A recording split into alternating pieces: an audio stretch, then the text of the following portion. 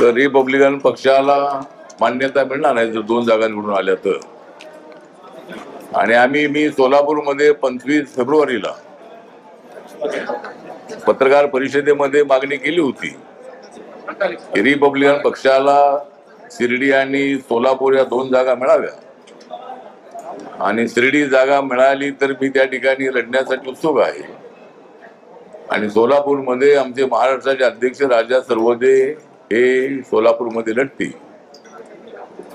पण महायुतीकडून आम्ही दिलेल्या प्रस्तावाचा त्यांच्याकडे आम्ही त्याचं पत्र पाठवलेलं आहे.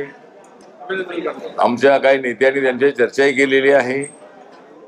परंतु या जागा वाटपामध्ये रिपब्लिकन पक्षाचं नाव माननीय देवेंद्र फडणवीस यांची भेट घेणार आहे व आरपीआयचं एक शिष्टमंडळ त्यांना भेटणार आहे. आणि रिपब्लिकन पक्षाला केंद्रामध्ये एक कॅबिनेट मंत्रीपद मिळावं, राज्यामध्ये एक मंत्रीपद देण्याचं आश्वासन माननीय देवेंद्रजींनी अनेक वेळेला दिलेलं आहे. विस्ताराच्या वेळेला आरपीआयला एक मंत्रीपद देण्यात येईल, ते काय अद्याप तो निर्णय झाला नाही.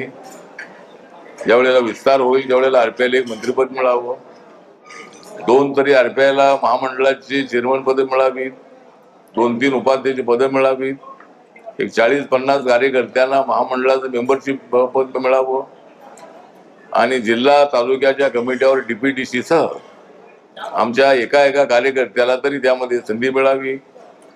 प्रत्येक जिल्ह्याला एक 400-500 तरी जे रेशिओ आहे ते आमच्या कार्यकर्त्यांना मिळावे.